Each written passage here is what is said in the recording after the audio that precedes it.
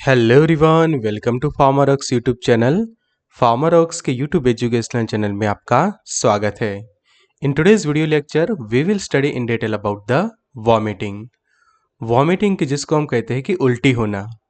तो उल्टी होने के जो कारण है, लक्षण है, उसके रिलेटेड जो उपाय जो हम कहते हैं, उसकी ट्रीटमेंट कैसे की जाती है, कौन से मेडिसिन इसमें यूज़ होते हैं, सभी के बारे में डिस्कस करेंगे। तो अपडेटेड रहिए फार्मा नॉलेज के साथ। एक्सेस करिए study material, test series, video lecture on app Pharma Rocks. तो अगर आपके पास एंड्रॉयड फ़ोन है तो एंड्रॉयड ऐप डाउनलोड करिए, आईफोन है तो ऐप स्टोर पर से डाउनलोड कर सकते हैं। लिंक हमने डिस्क्रिप्शन बॉक्स में दे दी है। तो सबसे पहले समझना है व्हाट इज़ वॉमिटिंग, कि जिसको दूसरे वर्ड में हम कहते हैं इमेसिस भी कहते हैं। तो emesis that means the action और प्रोसेस ऑफ वॉमिटिंग, कि जब किसी को वॉमिटिंग होती है तो वो प्रोसेस को हम कहते हैं इमेसिस कहते हैं। और द एक्शन और the process of vomiting that means emesis. तो vomiting can have causes that aren't due to underlying disease, but the examples include hangover, pregnancy, overeating or motion sickness as well as the food poisoning। तो जो हमें उल्टी होती है वो कई बार hangover के कारण होती है।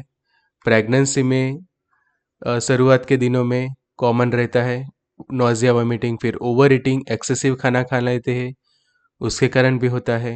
मोशन सिकनेस के कारण भी वॉमिटिंग होती है। और जब किसी को फूड पॉइजनिंग होता है तो उल्टी जो है वो कई बार हम कहते हैं कि सिम्टम होते हैं अलग अलग डिसीज के। कि समझो कि प्रेगनेंसी है तो उसके प्राइमरी सिम्टम्स के बेसिस पे शुरुआत के दिनों में नोजिया वॉमिटिंग जैसा होता है। आपको हैंगओवर था तो हैंगओवर के कारण भी वॉमिटिंग हो सकती है, फूड पॉइजनिंग के कारण हो सकता है। तो उसको हम कहते हैं कि इमेसिस भी कहते हैं मेडिकल टर्म्स के अंदर, और दूसरा वर्ड है उसके लिए वॉमिटिंग। तो उसके जो हम कोजेस समझे तो फूड बॉर्न इलनेस के कारण हो सकता है, जैसे कि फूड पॉइजनिंग के कारण, इनडाइजेशन के कारण। बैक्टीरियल और वायरल इन्फेक्शन एक रीज़न है। वायरल गैस्ट्रोएंटेराइटिस जो प्रॉब्लम है उसके कारण भी वॉमिट हो सकती है। स्टमक बग के कारण, मोशन सिकनेस एक रीज़न है। एसिडिटी और गैस ट्रबल, की जब किसी को एसिडिटी हो जाती है तो एसिडिटी के कारण भी आपको जो है वॉमिटिंग हो सकती है। साथ में जब गैस ट्रबल हो तो वो एसिडिटी और साथ ही साथ जो गैस ट्रबल है वो इंड्यूस कर सकता है वॉमिटिंग को। उसके बाद माइग्रेन हेडेक के अंदर भी वॉमिटिंग हो सकती है। प्रेगनेंसी के कुछ शुरुआत के दिनों में सीवियर कफ है आपके चेस्ट के अंदर तो वो भी रीज़न बनता है वॉमिटिंग के लिए। डायरिया के अंदर वॉमिटिंग कॉमन है। फिर जब कैंसर की कीमोथेरेपी चलती है तो उसके मेडिकेशंस के साइड इफ़ेक्ट के तौर पे भी नोजिया वॉमिटिंग होता है। एंड थायराइड डिसऑर्डर, जैसे बहुत सारे डिसीज एंड डिसऑर्डर से कि जिसका एक सिम्टम बनता है वॉमिटिंग। तो अब जानते हैं वॉमिटिंग के साइन एंड सिम्टम क्या होते हैं। तो वॉमिटिंग के अंदर पेशेंट को सबसे पहले होता है वर्टिगो। वर्टिगो मतलब कि यहाँ पे ये डायग्राम के अकॉर्डिंग तो आप जो देख सकते हैं कि ये पेशेंट को जो चक्कर आ रहे हैं, प्लस साथ में एक्सेसिव स्वेटिंग, कि आप यहाँ पे देख सकते हैं ये वाला पेशेंट कि एक्सेसिव जो स्वेटिंग जो है वो डेवलप होना। फिर वर्टिगो, चक्कर आना, नोजिया जैसा फील होता है लाइक दिस, नोजिया। फिर डिजीनेस रहता है पेशेंट को। फेंटनेस मतलब कि कई बार बेहोश हो जाता है। ड्राई माउथ होता है, किस तरह से ड्राइनेस फील होती है माउथ के अंदर। डायरिया होता है। फीवर, एब्डोमिनल पेन और फिर रैपिड पल्स आपके हो जाते हैं। तो ये कुछ कॉमन सिम्टम्स डेवलप होते हैं कि जब आपको वॉमिटिंग जैसा फील होता है और फिर आखिर में वॉमिटिंग हो ही जाती है। तो वॉमिटिंग को ट्रीट करने के लिए जो मेडिकेशंस हम प्रिस्क्राइब करते हैं उनको कहा जाता है एंटीमेटिक्स। तो antiemetics are the drug which are use to prevent और सप्रेस द वॉमिटिंग। तो एंटीमेटिक्स ऐसे मेडिकेशन है कि जो ट्रीट करते हैं वॉमिटिंग को। And antiemetics drug that effective against the vomiting and nausea. They are also use to treat the motion sickness के लिए भी यूज होते हैं ये। And the side effect of opioid analgesic, general anaesthetic and chemotherapy directed against the cancer, के समझो कि कुछ ऐसे मेडिकेशंस के साइड इफेक्ट के कारण जब आपको वॉमिटिंग होती है तो उसको ट्रीट करने के लिए भी हम एंटी इमेटिक्स यूज करते हैं।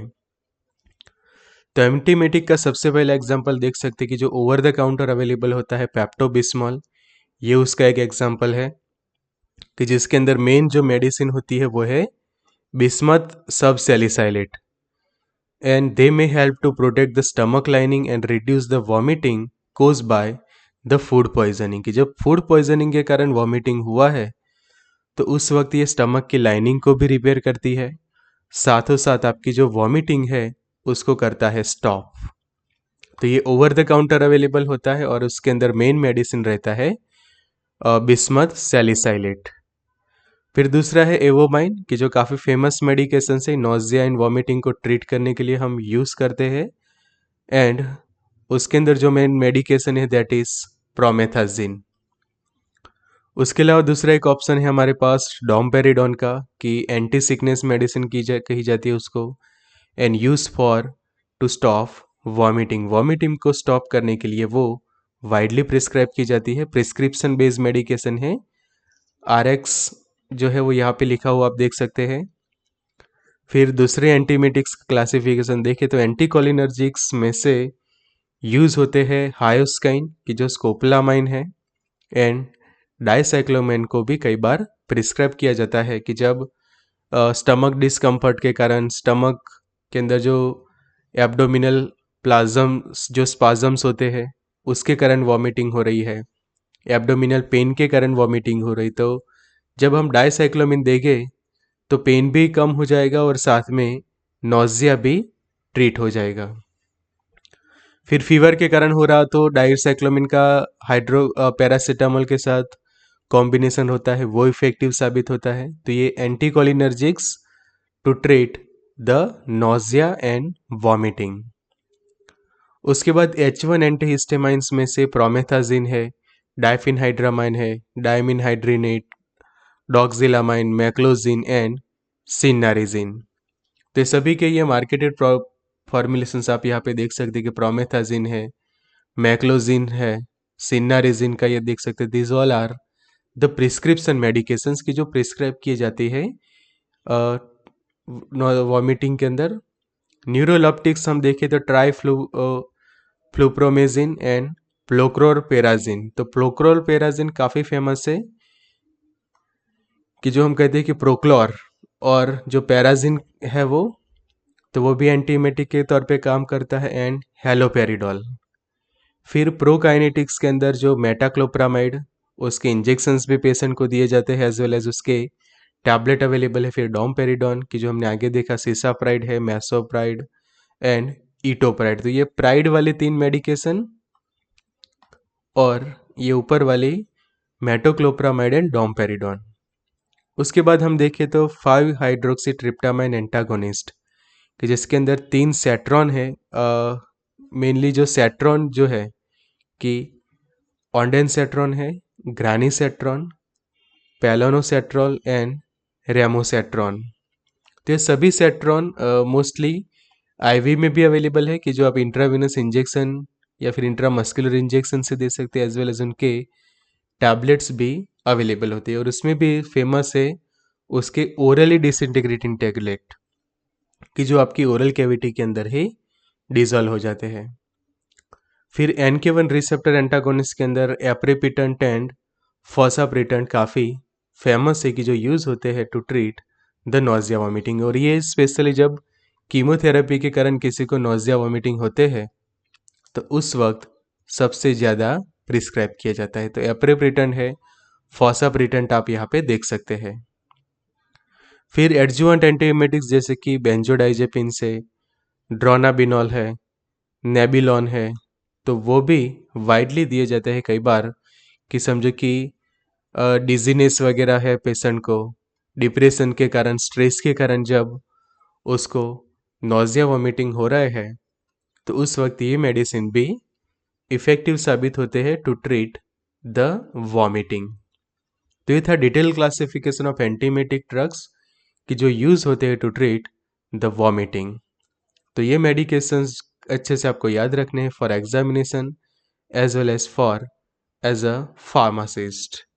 तो ज्वाइन कर सकते हैं WhatsApp group. WhatsApp helpline number आप जो है वो यहाँ पे देख सकते हैं 9426180836 व्हाट्सएप हेल्पलाइन नंबर है फार्मारॉक्स का। ज्वाइन कर सकते हैं test series, study material, video lecture on F Pharmarocks.